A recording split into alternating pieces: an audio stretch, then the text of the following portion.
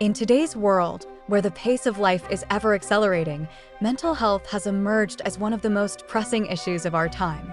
For years, we've heard about mental illness, therapy, and self-care, but it's becoming clear that something deeper and more encompassing is needed. It's no longer enough to just treat the symptoms, we must build strength from within.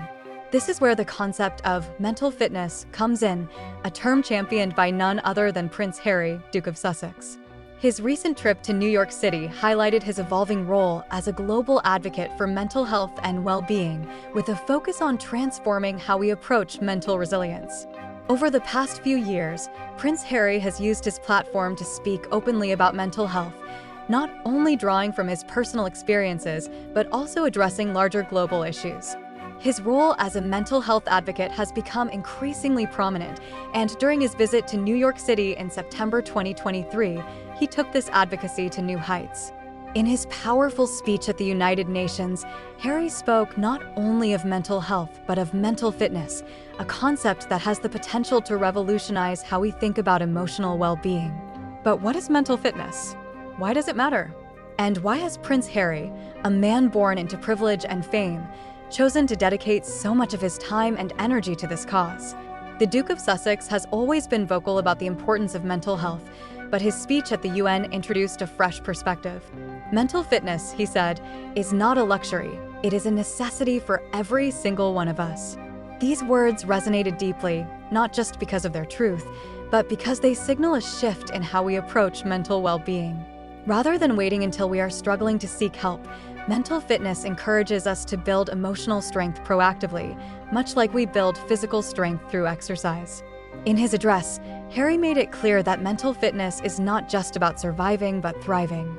It's about developing the tools and resilience needed to face life's challenges head-on. It's about breaking the stigma surrounding mental health and encouraging open dialogue, something the Duke has become known for. His speech touched on the rising rate of suicide among young people, particularly in places like Lesotho, which he has long supported through his charity work. The weight of this global issue, he noted, weighs heavily on my heart, as I'm sure it does on yours too.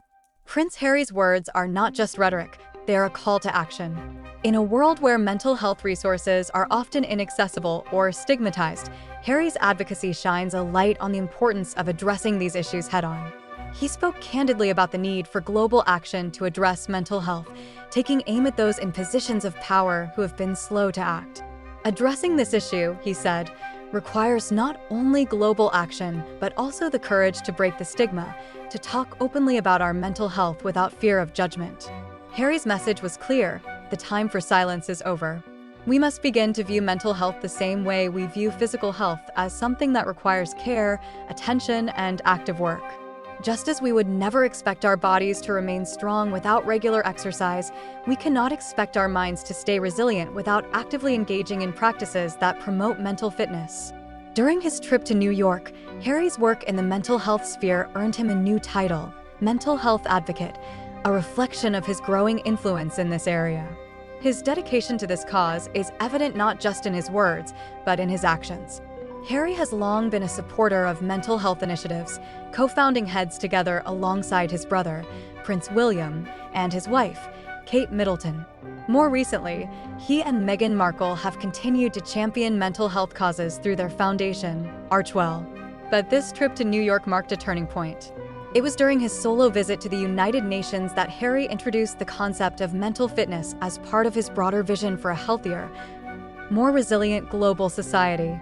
His speech was not just about addressing mental illness, it was about reframing the conversation entirely, moving from a reactive to a proactive approach. As Prince Harry's campaign for mental fitness gains momentum, it's becoming clear that this is more than just a passing initiative. This is a fundamental shift in how we view mental health. By emphasizing mental fitness, Harry is encouraging us all to take a more active role in our emotional well-being. This approach is not just for those who are struggling, it's for everyone.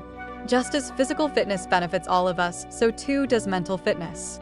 Prince Harry's work serves as a reminder that mental health is not a one-size-fits-all issue. It requires a holistic approach that takes into account the various pressures, challenges, and traumas that people face around the world. It requires empathy, action, and above all, the willingness to talk openly about our struggles and our strengths. Mental fitness, in Harry's view, is the key to unlocking a healthier, more balanced life for all of us. Prince Harry's message is clear: mental fitness is the future of mental health advocacy. In a world that often prioritizes outward success over inner well-being, his call to action is both timely and necessary. By reframing mental health as something we must actively work on, rather than something we address only in times of crisis, Harry is paving the way for a healthier, more resilient future. As he continues his work, both in the UK and around the world, one thing is certain: Prince Harry's dedication to mental fitness is not just a personal mission, it's a global movement. His words at the United Nations were more than just a speech. They were a blueprint for how we can all take control of our mental well-being and thrive, no matter the challenges we face.